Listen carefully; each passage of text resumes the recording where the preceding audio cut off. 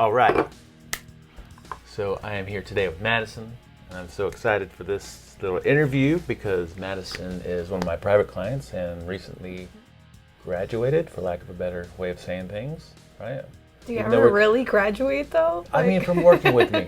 Like, you know, Okay, yeah. my goal is to make people self-reliant, Okay, right? yeah. You know, so by the time we're done with our official sessions, even though we've got these maintenance sessions, like you feel like, I can do this. Yeah. I can do, even though, like you said, it's a yeah. lifelong journey. You're never done with it, right? Mm-hmm. So, and the most important things I want to make sure that we do today, because this is a second run for us. Right? Run too. Yeah, which I always recommend this dry run because you figure out so much. It's like, what do we want people to know from today?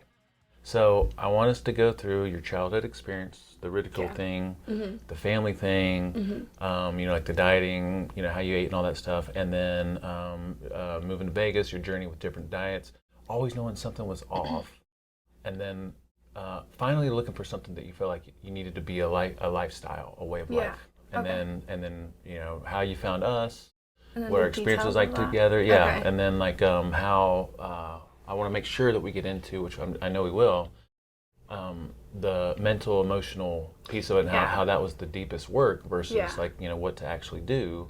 Yeah. And then finally at the end, you know, now you're out doing it on your own. You're running into these challenges. You know, you got like conventional wisdom, naysayers. You've got doubt that creeps in your mind. Like, how do we work with that to make this work for a lifetime? Something along those lines. Yeah. I like Does that sound about right? Now that we've already been through this for 2 hours, and so we should have it down, right? Okay. Yeah. So, all right. So, tell us a little bit about yourself. Okay. Whatever you want to say. Okay. So, I'm 23. I've been in Vegas for like 3 years now. I'm from Idaho. I have my own business now. I love it. There's like. And what do you do? I'm a massage therapist. So I'm always learning, always something new to learn with that. Yeah. So. And that's health related, right? Yeah. Yeah. And you expressed an interest. I don't know if you're going to pursue this or not. To get into some kind of health coaching, right?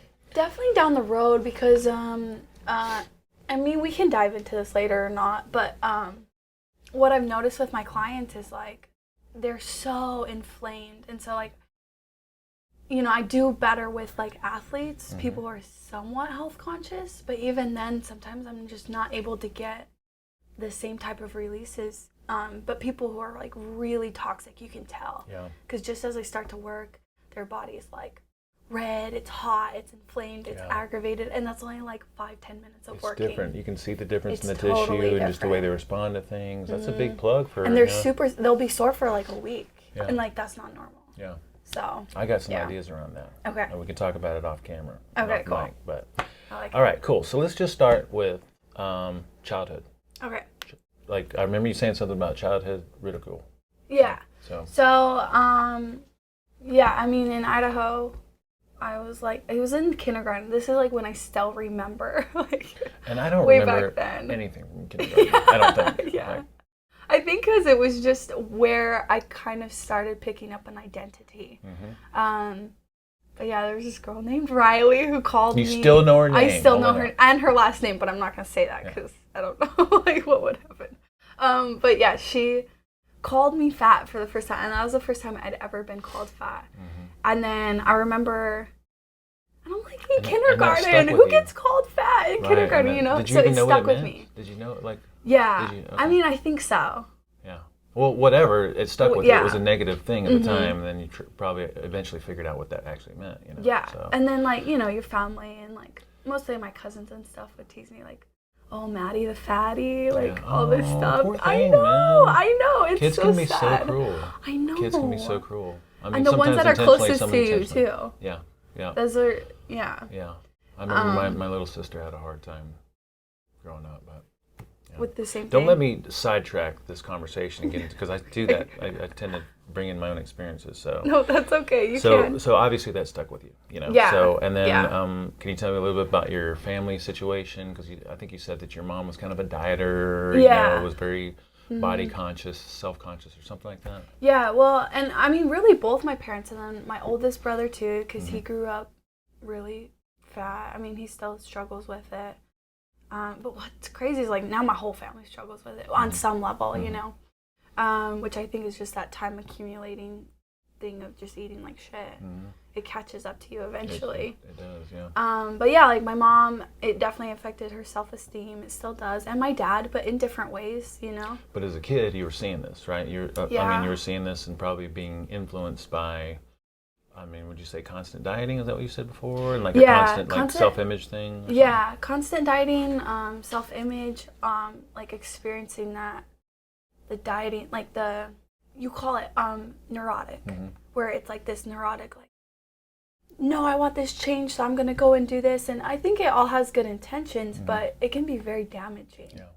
Like more so emotionally, especially when you fail. Like you're failing every time. That takes a toll, you know? Yeah. Well, even if you're succeeding for a little bit, then like because you don't stay with it, like you're failing, you feel like you are, and you're giving up on something, you know? Yeah. And because most diets, like, that's not sustainable. Yeah. Now, were you watching this and were you aware of that? Like, were you... What was your experience as a kid watching that? Do you remember having any thoughts around it? So I remember, like, when my parents did I think it's the Atkins one. Is that the one where they send you all those protein bars or whatever? The new one, the new Atkins. The traditional Atkins was different. Kind of ketogenic. I mean, it was like meat and fat and stuff. Oh, okay, then it wasn't that one. Yeah. It was a different one. Yeah.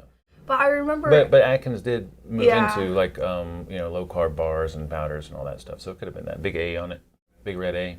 No, it was like a different one. Yeah. But they had, like, all these, like, bars that were healthy, right? And there was, like, a lemon one that I loved. And so I would eat that as a kid. And my mom was like, oh, yeah, I mean, that's our diet bars. You can have them. But it was expensive, right? And so they're like, no, you can't. Like, these are for us to lose weight. Yeah. You know, and so... That's your memories as a kid. Yeah. Part of it. Yeah. And then, I mean, where it really started shifting was in middle school, high school for me. Because that's when I started realizing more and more, like, I got to do something about this. Or you felt like pressured to do something about this. Now, even though looking back, we might be able to say, that's a good maybe point. you were totally fine. Yeah. Or, or it wasn't as bad as you thought, but because of the social pressures and situation and all that. So was anything happening there? Like, I remember, and I'm not sidetracking things right now, but I just remember, like, I lost my innocence as far as, like, going from this really happy, carefree something, to, I remember it, like, it was around fourth grade, like the whole fitting in, wearing the same clothes as everybody, like matching, like, I didn't know how to match my clothes. So, something like that, right? Yeah, well, and that's what's weird. Like, for me, it did start very, very, very young. Yeah. And because, like, I played basketball, it's funny because, like, I mean, girls, like, shoot up taller when they're younger. And so, like, I was the second tallest girl in my class. And then there's another tall girl, but we were both really big, too. So we were, like, these chunky, tall girls. And I just totally felt like a weird outcast in that sense. But it's funny because now I'm, like, short, right, compared to everybody else. But I was going to say, I'm not. Did you shrink after that or something? Yeah, it's like I literally shot up, and then I probably grew a couple more inches in middle school, and then that was it. Yeah. So a little bit of that. So I felt going on. Way young though, and then I think I really started feeling so much pressure in middle school, high school, to the point where I was like I personally have to do something about this. Like I can't depend on my family for this. Because that's not working for them, So in high school, like, what were you trying to do, or were you trying to do anything?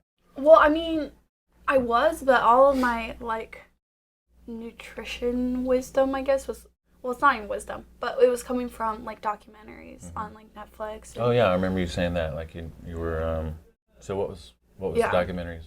Oh, well, the vegan-based ones, right? Yeah, okay. All the vegan documentaries, like What the Health and Fork Over Knife. Now, the first thing I think about is, like, when you say high school documentaries, I'm thinking, man, high school what documentaries were available when I was in high school? We're not talking about when I was in high school. That was a long time. Way back then. So we're talking about, like, what, like, those black 5 and years white ago videos. or something like that, like, it's not even that long ago. Yeah. But yeah, Forks Over Knives, What the Hell? Right. Okay. Yeah. Got influenced by that, and then. And that was, like, becoming super trendy. But here's the thing: in Idaho, it's not, right? So. Because Idaho, it's a bunch of homegrown freaking meat eaters. Yeah, right? yeah. And so I thought that I was looking outside the norm, and I was like, I'm a which kind of pioneer felt good. Yeah, in which this, felt like, good because you're like a rebel, Yeah, it did. It did. And it felt like I was, like, standing out, and I mean, they've never heard of feminist over there. You know what I mean? Like, so I felt different in so many different ways, Not that that's you a felt whole like you other were doing topic, something good for what you're trying to do. Yeah. You felt that you were moving in the direction of, like, I'm handling this thing that's bothering me. Or something like that. Yeah. But then, I moved out here, and then I'm like, oh, shit, everyone's a vegan. Or by then it was really popular. So that was then, and then I remember you saying something about, you came here and did some sales for a little bit, right? Mm-hmm. Door-to-door pest control, which is hardcore. Yeah, so, that just gives me a whole new level of respect for you. Really? Oh, sales thank is you. hard. Well, I'm just saying, sales is hard. I was in insurance sales, and it was like one of the hardest things ever. Like, even today, I'm getting back into calling businesses, trying to get, like, SHT, group programs, and it is facing rejection. It is it's tough. A mind game, for sure. Yeah. Because you're rejected over and over, and you have to quickly learn to not take things personally. Yeah. And I'm so glad. I could not change that experience for any. Like, I think every kid going out of high school should do something like that. Yeah, it gives and not because it should be their career, what are the best things that came out of that?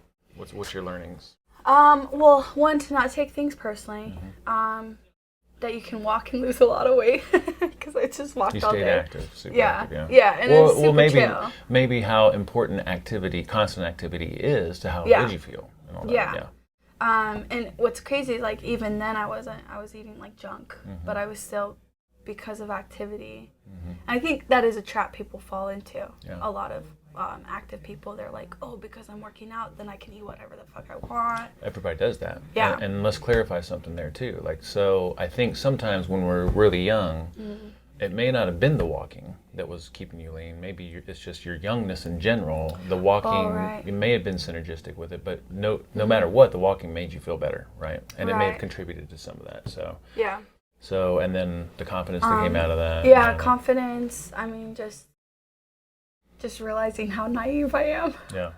I felt like Dorothy, like, you're not in Kansas anymore. You're like, but you liked it here. You liked it enough to move here, right? I did, because people were really nice to me. And I think, though, too, now looking back, I was like, young girl, and so, of course, people were going to be nice to, like, a young girl on their doorstep. But in the heat, like, just sweating, like, and when I get really hot, my face is so red, so people probably look at me and they're like, you look like you're about to die. Like, do you need some water? If I had a guy show up versus a girl, like, I think I would have a little bit more sympathy for a girl in a sales position like that. Yeah, for sure.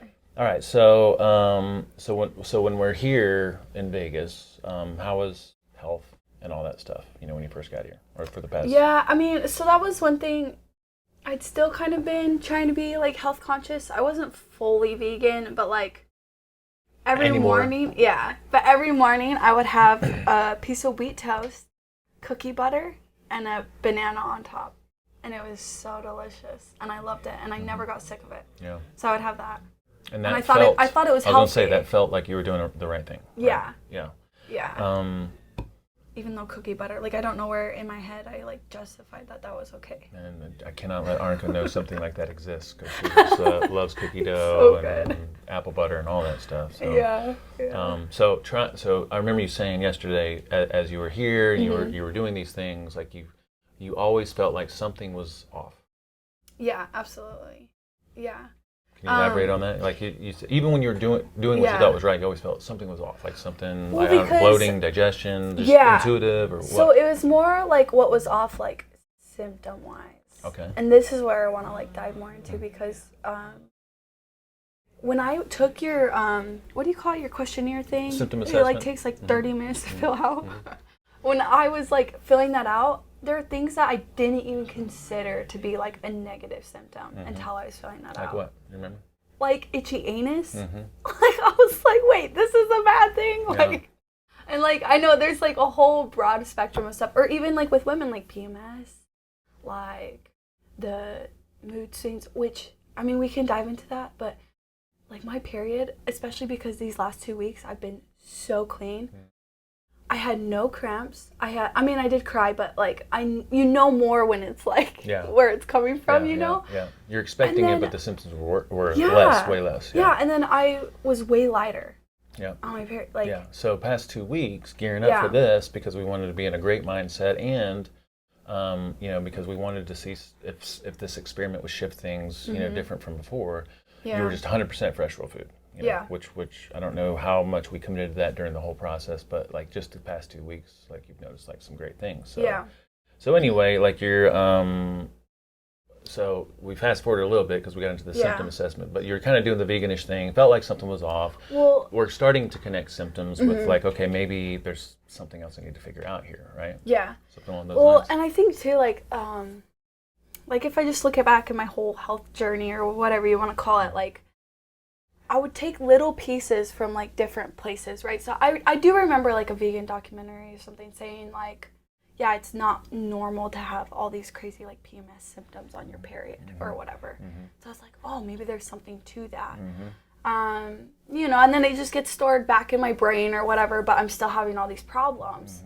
And then also, because they all kind of say the same thing, right? Like fatigue isn't normal, being constantly tired, wanting to sleep all the time, like depression, and anxiety. You said that yesterday, that you were tired a lot, right? Like you were always tired. Always tired. All the time. And initially you didn't know if it was a problem. Then you started to question, like, is this normal? Is it normal for me me to feel this way? Well, and I thought it was just almost like me, because I think when you have symptoms that you live with for so long, you start to think that that's how it is.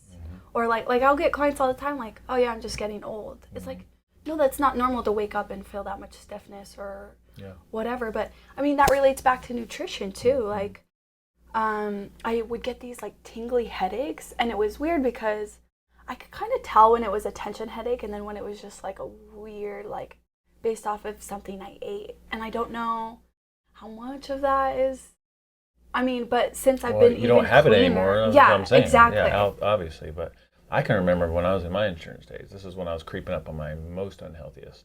Man, I would be driving to little nearby towns to do cold calling, and I would park in the parking lot and just sleep, take a nap. Like I could not stay awake. Yeah. I would take a nap here and there, and I was always freaking tired. And again, you don't even realize it's just you're tired. Like you don't think, oh, well, this is something to do with what I'm eating or anything like that. Yeah. So at some point, I think you said that you'd connected with Michelle and then got wind of her working with me at some point. Did we skip over anything before that? No, I don't think so. Oh, well, I mean, when I had talked with Michelle about you, that's when I'd been vegan for like 6 months. Oh yeah. So like after massage school or whatever, because I was working at Starbucks, so that was like the most weight I'd ever gained because I was like so poor when I got out here. And so Starbucks offered free meals, so I was just eating Starbucks, which is just junk, right? So I got up to like 200 pounds, which for my stature is like, that is so much weight. Like my back was hurting, my knees, I'm only like 20 years old and I'm like, my back started getting thrown out. Like this is insane. And so then I started talking with Michelle. But it was funny because I brought it up to her about trying to get her to go vegan, right? Because we all try to do that. And that's so weird. Like it's like when I feel like what we do sometimes can be seen as like culty because we're so excited about it, but we don't insert ourselves the way that sometimes, like in my experience, even when I was it's like you want to tell people. That vegan's the way to go, and you want to tell people what it is you're doing. It's so strange. Go ahead, sorry. Methane gas is like ruining the atmosphere. It's the root of all our problems. All of them. So Michelle basically just kind of was like, she was super chill about it, and she's like... She didn't try to argue with you. Yeah, and I think that's what, if she did try to argue with me, it would have left like a sour taste in my mouth. And I wouldn't have probably ever reached out to you. Yeah. I'm like, she had a confidence about it, right? Yeah. It was kind of like, look, there's another way. Yeah. But her confidence about it was so like, she's like, look, I've gone off of it because you can tell. And then she was like, but listen, like this is what works for me. Yeah. And she's like, I felt amazing. She's like, my skin cleared up, all of these things like totally cleared up. Yeah. And I mean, I would get really bad eczema rashes when I got out here. So much so that I would bleed because I just like, and I don't even know if it's eczema. I don't know. But I would just scratch like rashes. Thing, Same thing here. You just, you put cream on it and hope it goes away. And so... I had it on my feet, and for the longest time I thought it was athlete's foot, and I kept putting different creams on it, lotions, the whatever, the Tinactin and stuff like that. And never helped it, never fixed it. Cracking, bleeding, and found out it was beer. Oh, really? Yeah. That's where, okay, yeah. Well, I mean, just, wheat and Just gluten in general, yeah. but this is after I'd been here for several years, doing what I'm doing now. But yeah. It was crazy how that, Yeah, so those are things that stuck with me. And I think, especially because I did vegan more to lose weight, but then I also said it was for the environment or whatever. But I did lose weight, like going vegan, and then as soon as I crashed, I was like, okay, this isn't working anymore. Yeah, you got to the point to where you wanted something that was sustainable. Like you felt like, okay, there's something wrong about me having these symptoms. This is not normal. And instead of these things that you've been trying, you're looking for something that was more permanent and lifelong. Is that about right? And that's kind of when you reached out, maybe? Right. Okay. Yeah. Well, what? So because I started thinking about this, and then I met my boyfriend who was way more health conscious, but he was still having me do those whey proteins and these energy drinks, and they're the healthier options. But it's weird because I did lose weight, and I did start it looking better, even more toned and lean.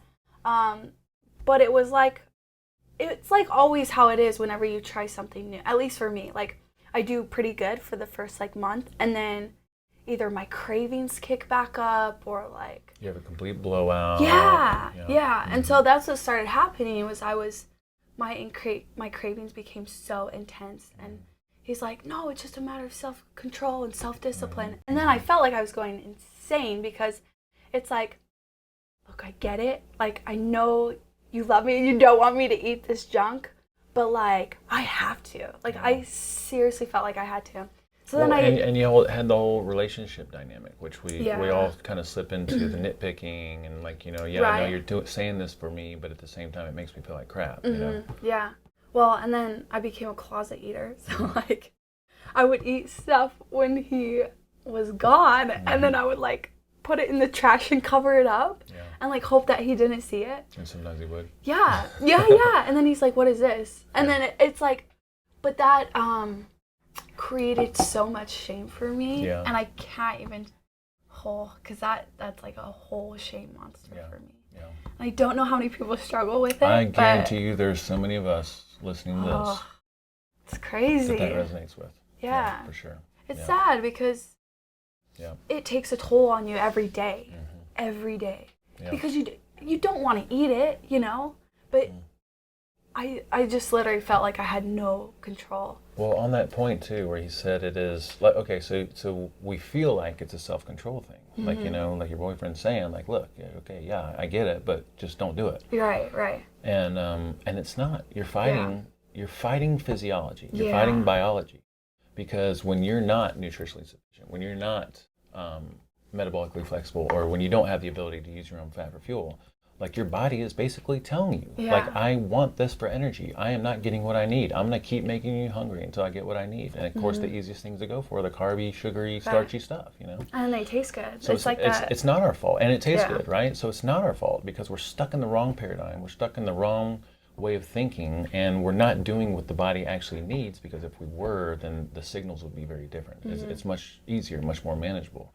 Yeah. Not to say that we don't have our struggles when we're in this realm, but it's way easier. Wouldn't you agree? Yeah. Well, in the book, what Fat Burn Fix. Yes. So that's why the first chapter or the second or whatever that I started reading, I started bawling, because she puts it in this way of when your brain is used to, which I know you've told me before, but she just said it in a way that clicked. But and I think because I've been told so many times that eventually it's gonna seep in. Yeah. But she was when your brain's running off of glucose and sugar, your brain is we have to where you just want to drive into the next drive-through and get something. Yeah. And then she's but when your brain is working off fat, you crave fat and cheese and all these healthier things, right? And so I started crying because it's like, there's so much relief and peace to knowing that, like, you're not going crazy, and it's not just what everyone says of, like, no, you're just a fucking fat ass who can't get off the couch and, like, all this stuff, because nobody wants to do that. Yeah. We're not, like, voluntarily saying, like, yeah, I want to be fat and just sit on the couch and have that is what I'm no trying energy. to say.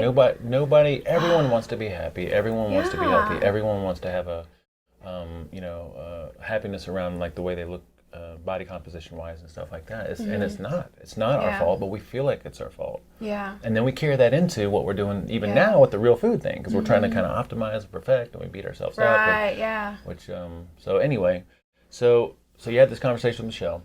Yeah. And then that kind of opened the door to maybe there's another way. But it opened the door, but, like, I didn't do anything about it for like 6 months to a year later. All right. And then what made you do that? And then that's when I reached out to you.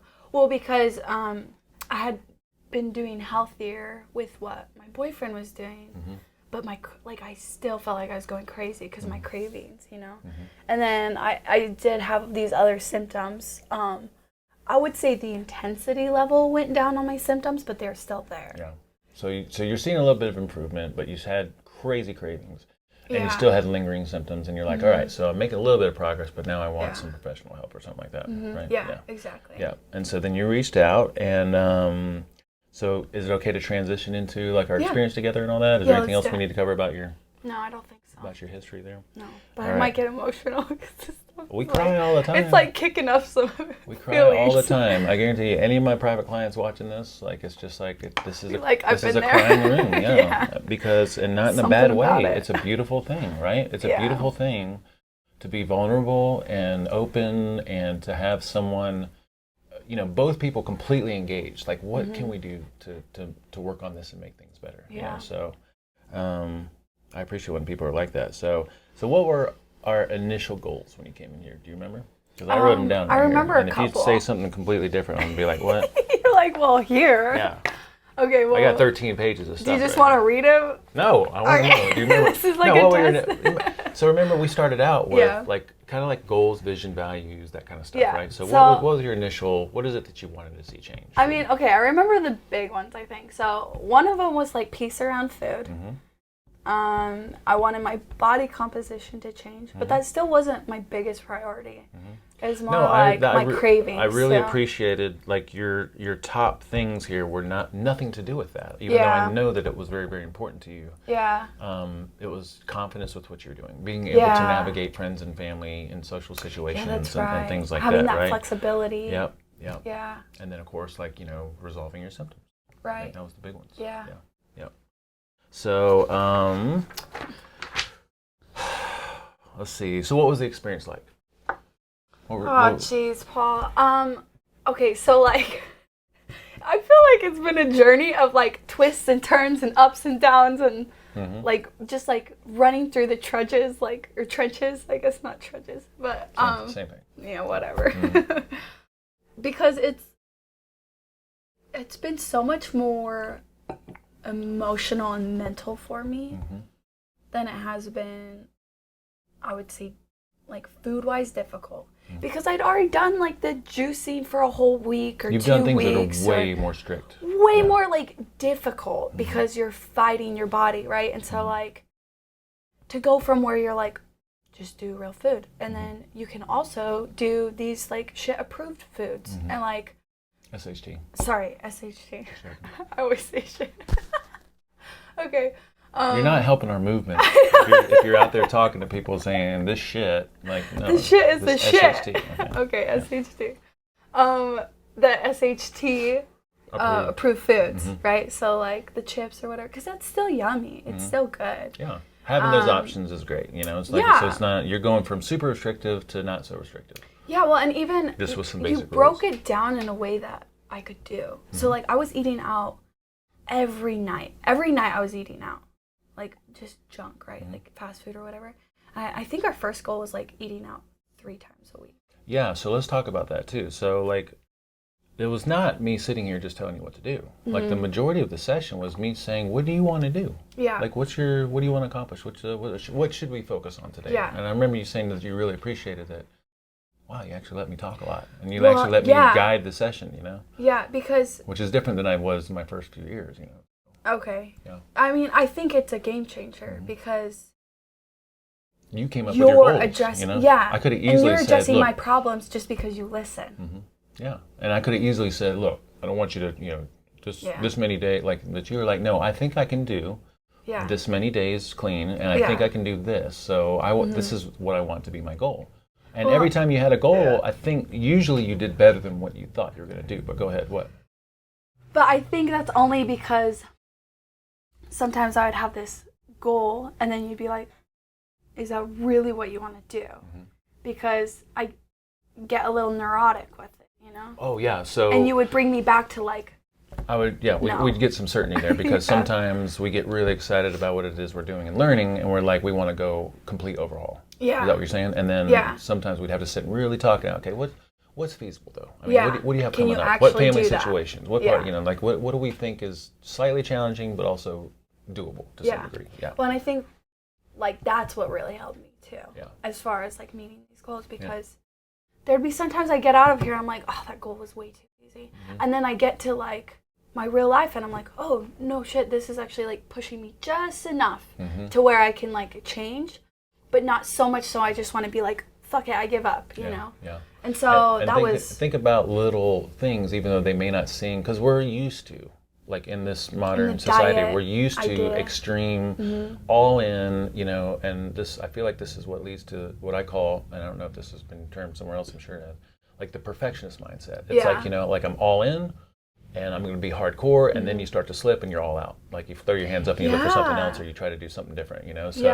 So what you're saying is these little, small, challenging, but manageable goals accumulated. And they did. Like I remember early on, the first, 4 to 6 weeks, we didn't do anything super dramatic, but every time you came in, every one of our little, remember the reflection sheet? Yeah. How you feel, how you sleep, your energy levels, digestion, skin, all of those things were changing. The one that was stubborn for you, and for a lot of people, especially women, is the body composition. Yeah. Piece. But at least every time we came in, like everything was moving in a good direction, from those simple basic goals. Yeah. Yeah. No, and it's cool because, especially that reflection sheet, I think a lot of, and why I say it was a lot of like mental is because it was like, oh, whoa, okay, if I eat, and now this is the case too, like, if I eat too many starches and too many fruit and too many carbs, like I notice it the next day, you know? Because you were getting used to assessing yourself, right? Yeah. So one of the benefits of, and we say this a lot, you want to measure progress on a lot of different levels, not just the body composition. Yes. Even though that's very important to all of us, like you want to measure it on these different subjective things. Because then you start to get better at being in tune with yourself. Yes. And then you start to connect. Oh, when I do this, this is why I have this, or this is why I feel this way. And on the flip side of that, when you do things good or better, you also connect. Oh, when I do this, like I feel this way, and it's better this way, and that's the momentum that we're looking for to keep doing better things. Well, what are you thinking?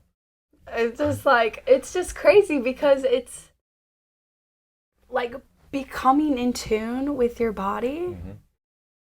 It's hard because you have to, be honest with yourself. I was just thinking the rationalization piece. Oh, yeah. As you were and saying I think that. This is why you have to have a coach. At least for me. It helps, because there are things that they see that you can't see. Especially when, at least for me, when it's been deep rooted from me as a child. Yeah. Like there's things and behaviors around food, just food in general, that I had no idea existed. And then I go and like, so how I am now, I'll go and be around my family. I'm like, oh my God, that's where I came from. Like I came so far. Like, yeah.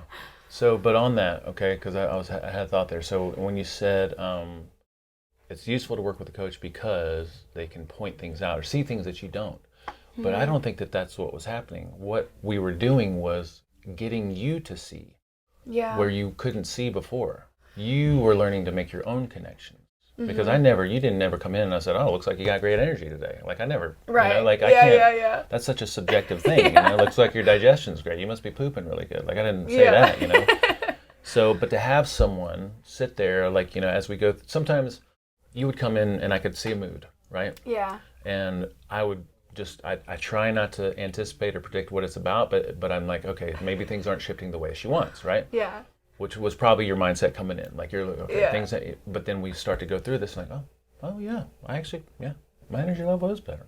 Yeah, my digestion is actually way better. Oh, yeah, it's like helping you connect with that, Well, and this is one thing I struggle with too is, and I remember every time I like rate myself the number or whatever,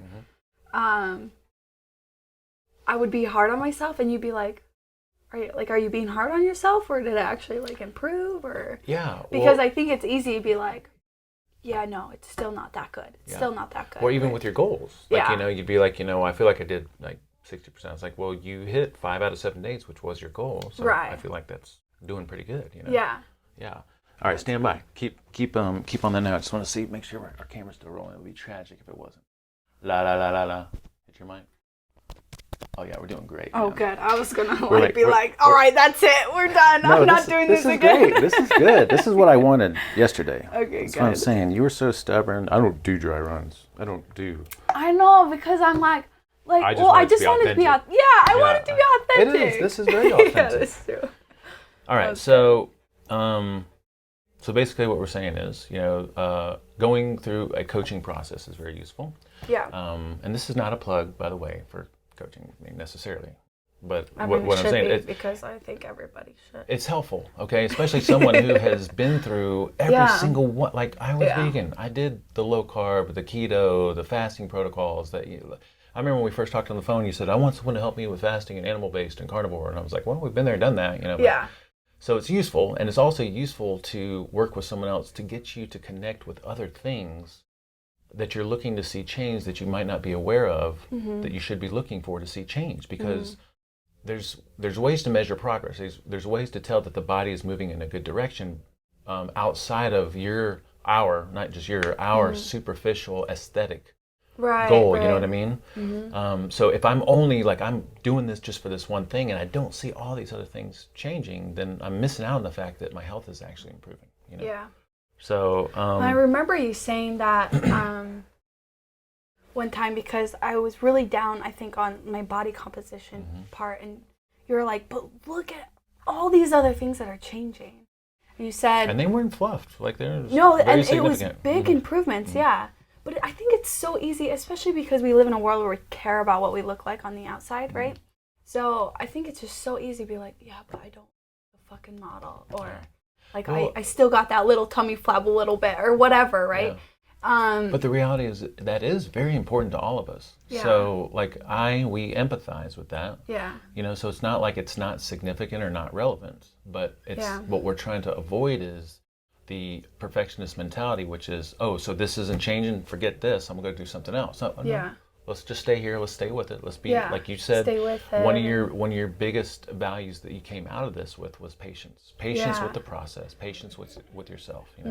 Well, and I want to, because I do remember one thing that you said, which was, sometimes when you're going through something like this, your body has to do all this healing on the inside. And then it will start to maybe reflect that's not on the the first outside. priority. Yeah, maybe there's all kinds of things changing inside, And then in the book, she says that too, like, when your metabolism is so fucked up, basically, from like all these processed oils and everything, like, you have to go through a healing phase. But how many people never go through that because we're so concerned about what we look like on the outside? We jump from one thing to the next. Yeah. So to be able to like let that go, just like, I think that's where I get that peace too.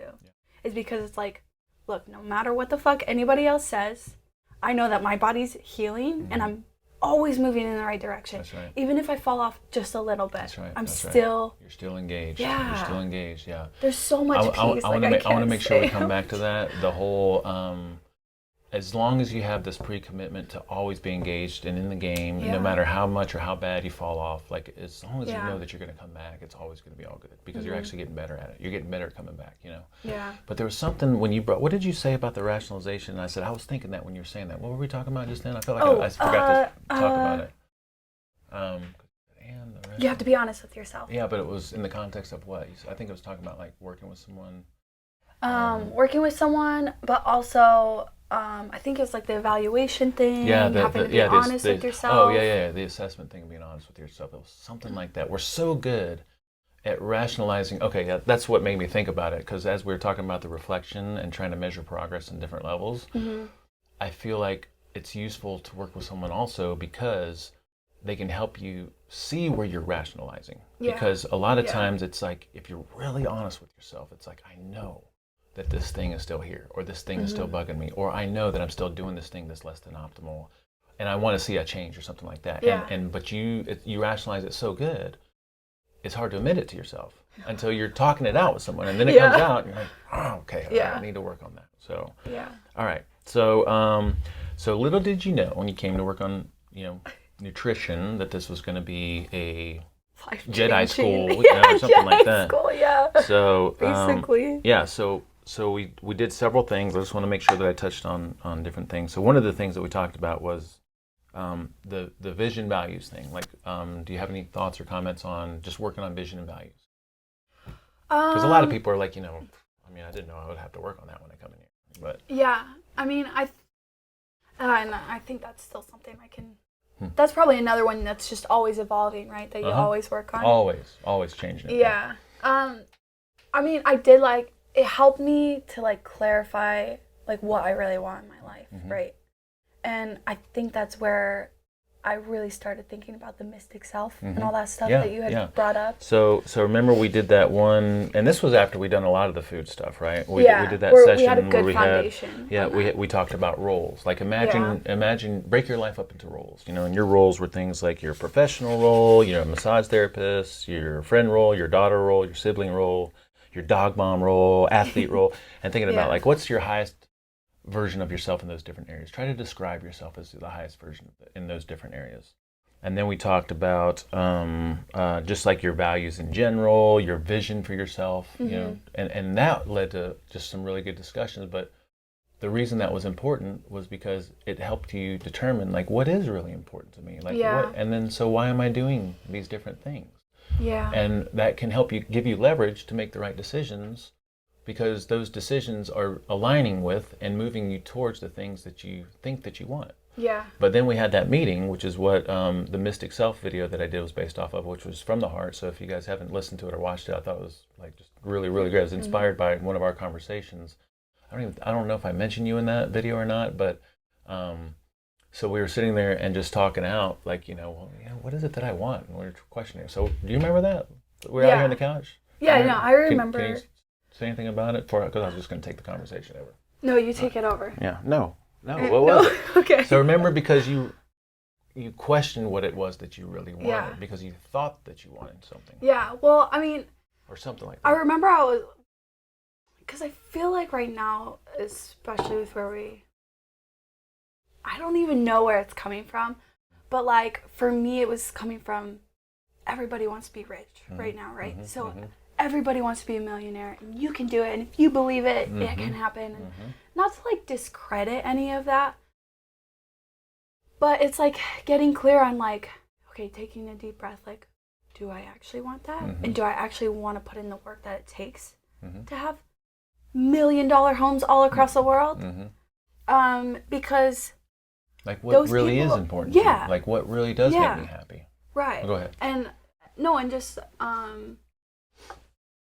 because I think that I am definitely a firm believer in you can reach whatever goal and dream you want if you really want it. But you have to really want it, and you have to know why you really want it. Yes.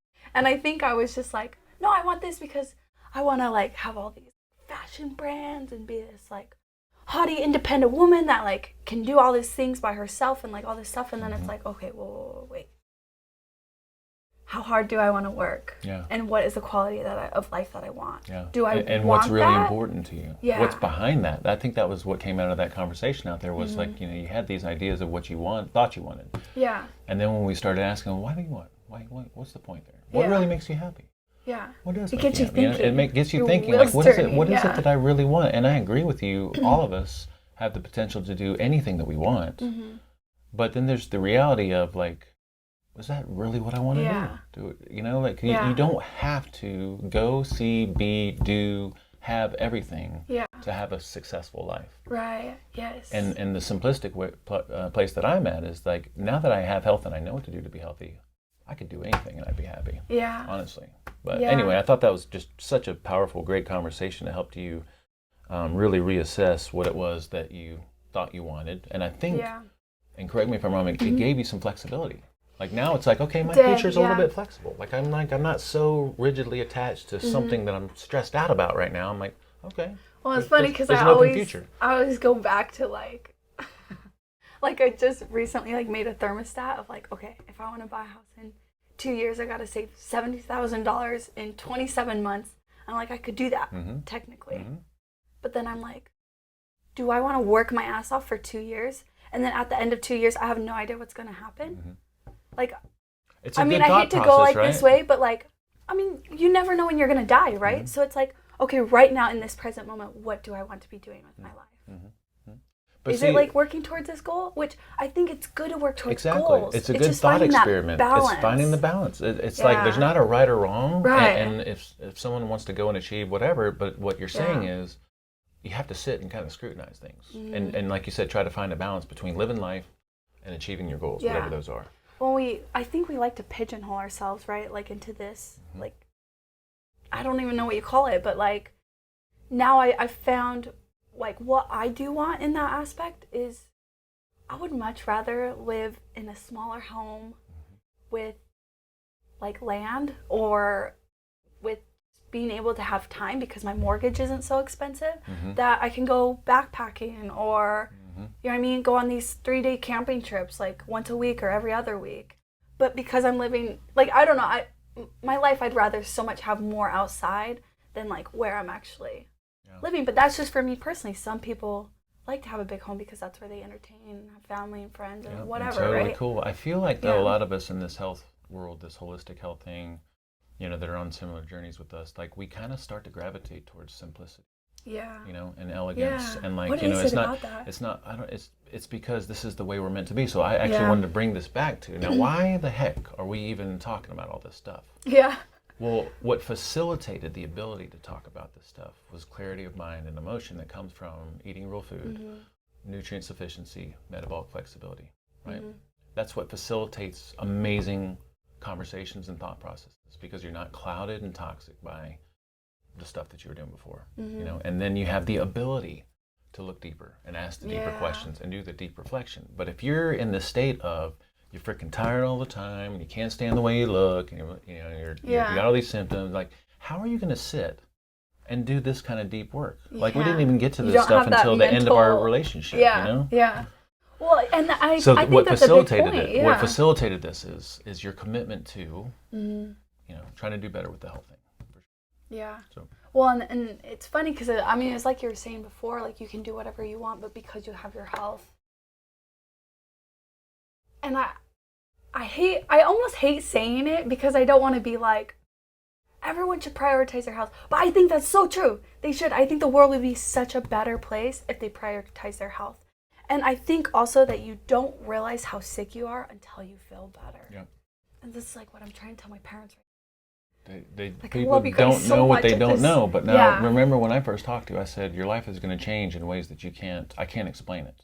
Yeah. Like I can try to explain it, but you have to experience it. I tried to say that, but you can't hear it. You know, nobody can hear it because it's one ear out the other. Yeah, you're just in a different paradigm, you know. Yeah. But it's you're weird. Right. Now you get into this and you realize like health is the first step towards the best life that you want. Because when you're healthy, I don't know, just everything changes. Like, you know, you feel good about yourself, you feel good in general. Yeah. Then the things that you thought you want, you don't want, and you change, you know, like all that stuff starts to change. You pull yourself out of the freaking mainstream narrative, which everyone is just so sick and tired of, but they don't realize it, you know, so. Well, and I think that's why we all have like less anxiety, less depression, you know, because. That are eating real food and doing things, you know. Yeah. Because, we're not so fixed on this conventional. Yeah. All right, so now, as we progress towards the end of our official relationship, although we do sessions sometimes, you know, like we do bonus sessions. Well, I do too. Like you know, like I've said it many times. Like I'm not self-righteous. I'm not perfect. I don't have it all figured. Well, it's so easy to fall off. Yeah, but the fact that I get to work with people keeps me very diligent, Right. you know, because this is Yes. in my face all the time, and I want to be a leader and an example. So Yeah. yeah, it's super useful to meet with someone. I mean, you just can't be up in your own head. But okay, so I want to touch a couple things. I feel like we're kind of getting towards the end. One of the things is, so what was stubborn for you was the body composition, right? Yeah. Now we saw a little bit, you know, clothes felt a little bit looser. All these other things were changing, but that was disappointing for you. Yeah. You know? Yeah. So how did we work with that? What do you remember? Like, what was the first? How did we address that? Well, I mean, I feel like it really started to change for me in the last. Well, because okay, so here's the thing. You were always telling me like, oh, like, are you limiting your carbs? Are you limiting? And that was one thing that I probably really struggled with up until like 2 weeks ago, which is crazy because I've been working with you for months, right? So, So we would always check in. Yeah. So we would always check in with the basic guidelines, which is real food. Prioritizing nutrient density, and then the only place that we're slightly neurotic or we want to moderate things would be our carbohydrate intake. Yeah. And by the way, that's most of our problems. Yeah. Like all of us in this real food world, is like that's because we all really enjoy our starches and our fruits and our sugars and our approved stuff. Right. So yeah, all the way through, we're talking about it, but like this is where we get really good at rationalizing sometimes, and maybe it's not even rationalization. You just don't even realize. Yeah. You don't even realize until you go 100%. You know. Yeah, which I don't think I was being honest with myself. Because what I would do is I'd overeat on that stuff and then be like, well, it's still real food. Yeah, it's still real food. Yeah, and we all kind of do that, which is still good. It's a good it's fallback. so good. Yeah, and we always said that. We always said, look, it's better to be here doing this than the other, right? Yeah. But now, if I am, and this is what we're saying here, you can eat as much of that stuff as you want. Yeah. But if you're looking to see these changes and they aren't changing, then that's the first place to scrutinize. Is like, how often am I doing the approved, Siete chips and the Strauss's ice creams and things like that? How much am I doing of those things? Yeah. Because in the context of eating animal foods and traditional fats, if you're throwing a bunch of carbs on top of that, like you're just not going to see the body composition changes, even though it's probably way better for you for health. So anyway, you're saying there was a little bit of rationalization going on, but you didn't realize that was happening until we decided to do this podcast. Now go ahead. What? Yeah, well, until we decided to do this podcast, and honestly, it was kind of so we went out for sushi. And my boyfriend, he's in the bodybuilding community, so he has all these bodybuilding friends. Oh, yeah, that's right. And they were, they were talking, and they're like, yeah, I mean, your metabolism's probably shot. It's probably not working right. Like, well, they were thinking you're crazy for not eating every 2 or 3 hours, right? Yeah. Yeah. Well, yeah, because I would only eat 1 or 2 meals a day, right? And then they're like, that's why, you're not losing weight or whatever. And so it's so easy, especially like when it's that outside perspective, right? Because I'm just sitting there in that conversation feeling like shit, because it's like, I look, compared to them, I look not very good, right? Because they're all like toned and lean and all this whatever, right? So makes you start to question things a little bit. Yeah. I'm like, fuck, maybe Paul's full of shit. No, I remember you coming in. I remember you coming in that one day, and it's like I forget what the initial priority was, but it shifted quick to, all right, we got to talk about some conventional wisdom stuff, because I got to figure out what to do about the way I'm thinking about this. Yeah, and it's so funny because it's crazy how easy it is to let this stuff seep in. So like, I remember coming that day and being like, this is my last meeting with Paul. I'm just gonna fake it, be all smooth things over, whatever. And then I'm gonna try and do what they're telling me. And I know that sounds horrible, and I hope you don't feel betrayal. No, I mean, it slightly breaks my heart, but I can understand how you get in that position. But it's just because it's like this outside pressure, right? And it's so easy to be like, okay, yeah, my body, like the outside body isn't changing, and these guys say that they know the fix, right? But that happens, like everybody says that. So it's like, and then I come into our meeting and I just start bawling, and we start talking about it, because it's like, oh shit, yeah, no, this is the problem. That I have these doubts, and we haven't played with it enough to be like, okay, no. We haven't done the strict enough experiments yet, and seen what that was like. So So that was this 2 weeks thing. So now we're transitioning into, like, how do we make this work for a lifetime? So here you are, you know, you work with me for what, 8, 10, 12 weeks? I don't know. It's longer than that, 6 months? I don't know. So, you know, you work all this time and you see all these things shift. And your body composition slightly. Like, it's not that it's getting worse, and it's definitely getting a little bit better. Yeah. So, so then you go out on your own and you encounter pressure, conventional wisdom, eat every 2 or 3 hours, you know, your boy. Can we talk about him and all this? Yeah. Or is he going to get upset? Is he going to listen to this? I don't know. No, we can talk about it. Well, you know, like a little just won't let him bit of nitpicking, you know what I mean? Like making you feel super self-conscious about stuff, you know? Yeah. So when you came in that day, we were like, okay, so what do we need to do? What do we need to do to make this work for a lifetime? Yeah. Remember that? Like you said, what is it that we need to do? And I said, well, first of all, we got to believe in what we're doing. Yeah. And I was like, do you believe in what we're doing? Yeah. You're like, yeah. Well, you did, and you did. And you had some doubts at that point coming in because of the pressure that you were getting, and you wanted this one thing to change so bad. Yeah. But that's what we came back to. So then we reviewed the concepts, right? We're like, okay, so why are we doing what we're doing? Remember what we're doing, right? Eating for nutrients, metabolic flexibility. We broke out the guide, went through things like, oh yeah, all that. Remember all these things that changed. We broke out your flexion sheets, and you're like, okay. Then you come back and you're like, okay, so it's this thing, right? So, yeah, and it's still working. Yeah, it's like, so then, first of all, we chose to do an experiment for a couple weeks or a few weeks, right? Leading up to this podcast, right? Yeah. What was the experiment? 2 weeks, but like no CTA, none of those. Approved things. No approved things. It was 100% fresh raw food. Fresh raw food. And then really monitoring the starches and the fruit. Yeah. And I actually had to measure it out because I don't even think I'm honest. Like, I'll cut up like my strawberries. I'm like, that's like. That's about 3/4 of a cup or whatever. Yeah. And it's like a cup and a half or something, right? So I did make myself like, just measure it out. I think it was like maybe the first like 3 or 4 days, and then I was like, okay. You kind of got a feel for it. Yeah, but what is crazy that really switched is my cravings to carbs went down way more. Carbs beget carbs. Way more. Carbs beget carbs. So So now tell me about your experience with that. Like, this is your first commitment to actually honestly being 100% fresh real food, no approved stuff, measuring out your carbs. Yeah. So what shifted? So I will say, like, my body composition definitely. I'm currently wearing pants right now that I've never been able to fit. You showed me. You got like this much space. It's you're small. Have to wear a belt with them. You told me about the trick that girls do. They buy super tight pants so they make themselves fit into them. Yeah. I mean, I think all girls do that, but maybe not. Yeah. Maybe it's just me. Maybe it's just fat girls. I don't know. But also, like, I remember the first few days in, you were like, oh my God, like, I feel so freaking good. I'm sleeping so freaking good. My sleep, that was the thing, because when I got my dog, I kind of went through this like downhill because I was like up all night with him, so my sleep took a huge turn, and I was like, oh, I hate this. And so I finally feel like I got it back to it. But I also think that that's because I wasn't being honest with myself about how much I was going off. That's right. And then I was just blaming it on the dog because that was the biggest new change, if that makes sense. Yeah. So then going back to being like strict again, I'm like, oh, shit, like I get so much better sleep. It's so crazy. And you feel so good, you know, your energy level. Yeah, and my digestion cleaned up. So that was the other thing that I feel like was a hit or miss, just working.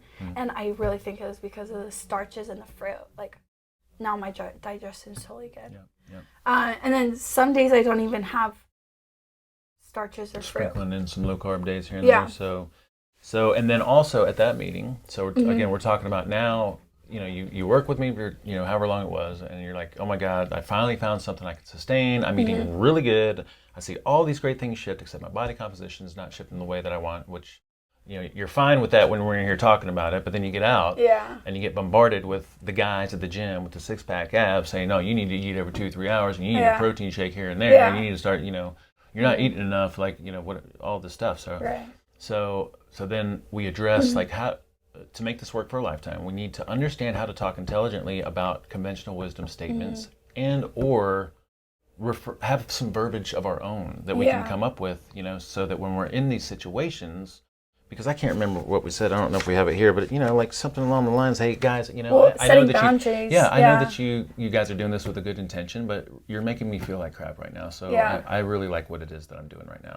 Like, and this just is working finding your for own me. verbiage, you know. This is working for me. But the other thing that we talked about was the importance of truly believing in what it is that you're doing. And I know that you did believe the whole way. I know that, just everyone's going to have some doubts here and there, especially if they get around people doing something different, and you can be influenced, right? Ooh, their bodies look freaking great. Yeah, I mean, but there's guys, young guys like that eating McDonald's every day that have great bodies, you know what I mean? So that's the thing, it takes a toll with these other symptoms, but we don't talk about that. That's right. All they talk about is the body. So we were all there. I was six-pack abs in my early 20s eating junk, Yeah.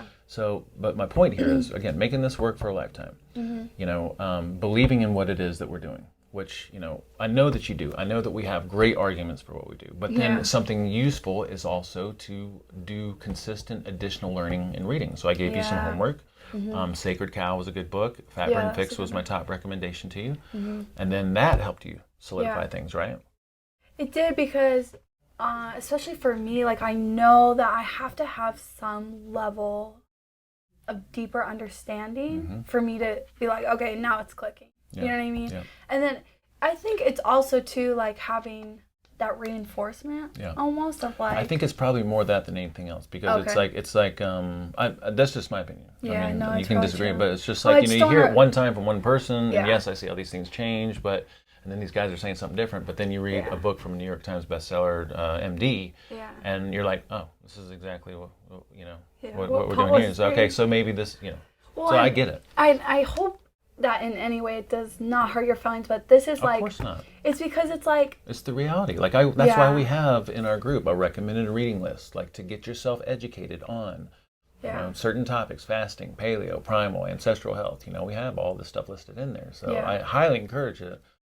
Most people just don't have the time or don't think they have time to do it. So. Well, and I think it's one of those things that's kind of like a double-edged sword, right? Because you have to question, at least for me, this is how I got this far, was questioning everything. Yes. And that includes you to some level, you know what I mean? Because and it's like, I think I've said that throughout the process. Yeah, like, so this is a really good point. It's like, so this is why it's useful, though, to work with someone that has been there and done that. Yeah. And also, like, is making some recommendations for additional reading and learning, stuff like that. You can go, like, if you would have not met me and you would have read Sacred Cow or Fat Burn Fix on your own, the chances of sticking with that for a lifetime would have been probably very challenging, I think. Slim to none, because it's just like another diet. Yeah, like exactly. You read this thing, you get excited, you go full force, and then, you kind of fizz out, and then you go on to something else, right? Yeah. But now you're working with someone who has coached you through the process with an intention to make this work for a lifetime. Yeah. And then factors in, these additional readings and learnings and things like that. Like, I feel like it's just useful to work with someone through that sometimes. It is. I know this sounds like a plug for coaching, but it's not. But. No, but also because this is one thing that I think is what makes you such a great coach too. Not to, like, toot your horn or whatever, but your ability to listen is insane. I've never met somebody who can listen so well. And I'm sure it took you a long time to get to that point. But, like, that is where I think it changes for me too, because I tried to get a coach before you even, and she had me, I think I told you this, but she had me doing, like, 6 meals, like, and I was like, you're not listening to me. Like, I can't just stop, because she wanted me to eat them at certain times. I can't block off my work schedule to do that. Like, it's weird, right? So, like, for you to be able to, like, really listen to every concern I had and to, like, nitpick these little things, and you would even listen to, like, emotional things that I had going on, because the body is so immensely connected that you can't work on your gut and your health and all this stuff without addressing the mental and the physical. And, yeah, you're doing it all at the same time. All of it, yeah. Yep. All right, so anyway, making this work for a lifetime, got to believe in it. Additional learning is always useful. I think our community is amazing, and I see you in there because I can see the analytics poking around. Like, you don't comment and stuff like that. But over time, I feel like that could be a really great, useful. Yeah, I think it could be a great resource for you, because my goal is to constantly share the latest and greatest in ancestral health as time goes on, so that all of us are always updated with the best. Okay. So but so now let's just kind of finish up with, how is life different? How is life better? How do you see food? Is this doable? Like, what are your thoughts on it? So I actually noticed this a lot too within the last 2 weeks as I got a little more strict. I hate even saying strict, but, like, healthier, because it doesn't feel strict, But anyways, I feel like I can run around circles. like from the time I wake up to the time I am ready for bed. Mm-hmm. Like I feel like I can go, but in a way that's not like I feel like running with my head cut off. I feel like I'm like, all right, this stuff I gotta get done today. That also includes like taking a walk and enjoying my day. It includes your relaxing stuff. Yeah, it includes my relaxing stuff. And then I don't crash at work, not on any level. My mental clarity is phenomenal. I feel very good, like mentally. Like how do you notice that? How does that show up?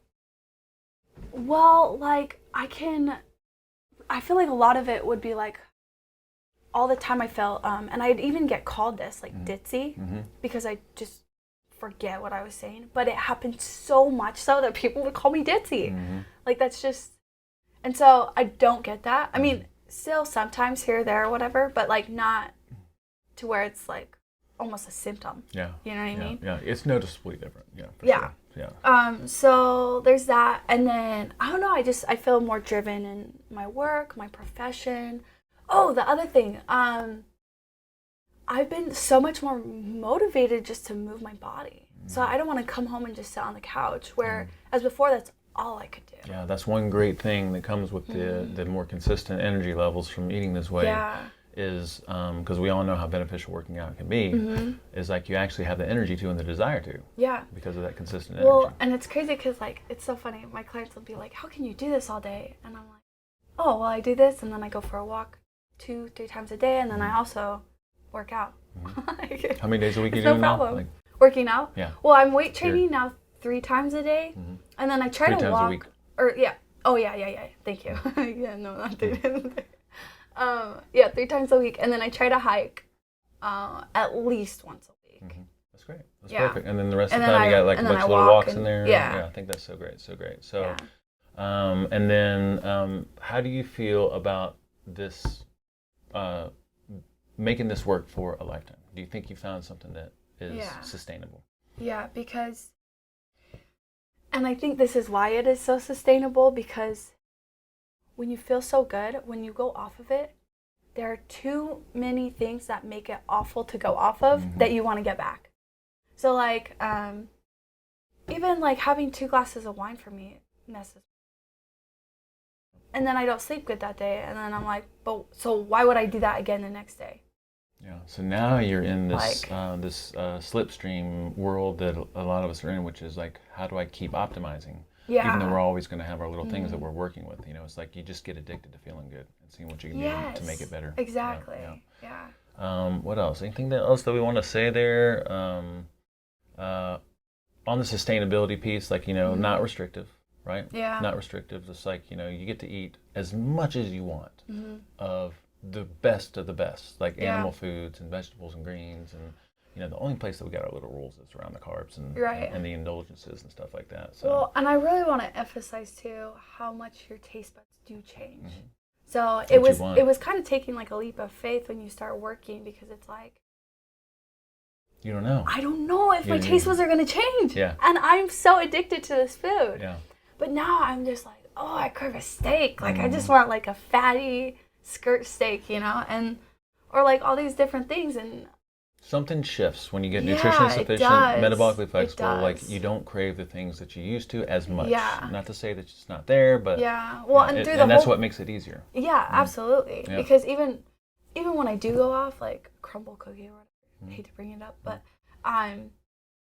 it's never as good as you think it is in your mind. Yeah, and it's so fleeting. Yeah, and so I feel like I finally got to the point where I'm like, yeah, if I want it, but I'm like, do I really want it? Because it's never actually that good. Yeah. So let me just have some strawberries and cream. Yeah, so you have the ability to sit and actually sit with your decisions, be consciously present.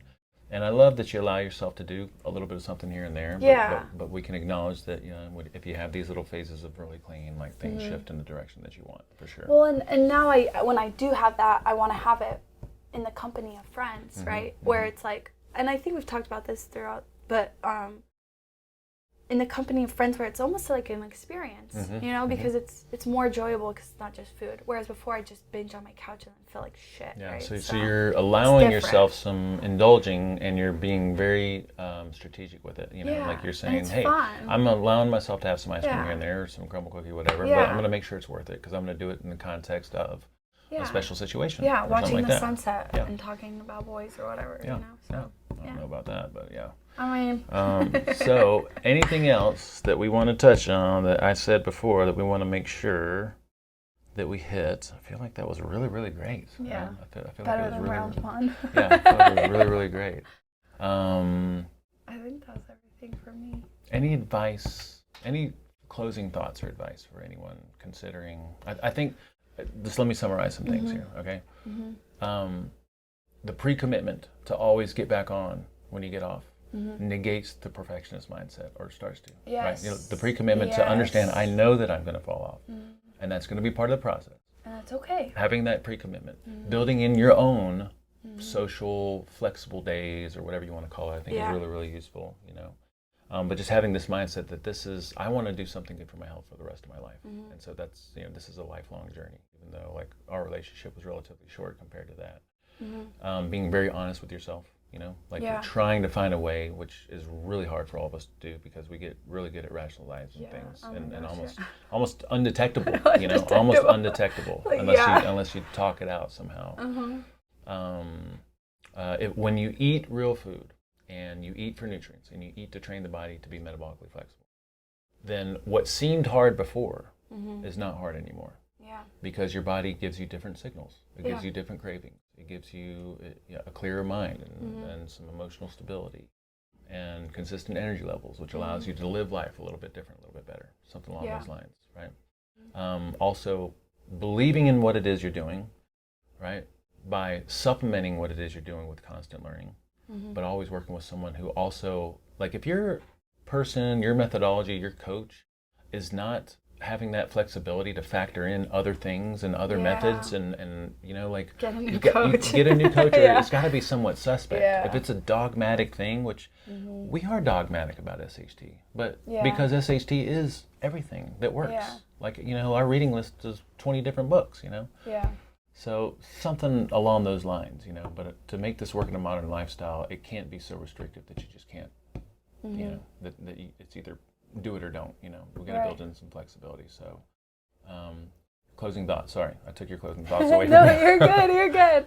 No, I think it's really good. I think just that, like, you know, for anybody who's out there like struggling with this stuff, like, one, you're not alone. It's not about self-discipline. It's not your fault. It's not your fault. Like, your body is working against you right now. Yep. So, like, being patient with yourself, it's loving not yourself. It's not you not having the willpower. Yeah. And you just need things to find a way can to change. Like, you can have your taste buds change to where you're craving different food. Like, it's weird. And how about making a plug for freaking animal foods? I mean, that's a big piece of what we're doing. Yeah. Well, whatever methodology you seek out, animal you know. Foods. Yeah. My family used to get meats from like Walmart, and now I go to the butcher, and it's like night and day difference. So but I love that. It's not your fault. Yeah, you're stuck. You just gotta shift over to eating for nutrients, and it's hard because it's uncomfortable and it's different, and everyone tells you it's bad for you. It can be scary to like look good because you get this attention, but like it's so worth it. It's so scary worth to look good because you're gonna get a lot of attention.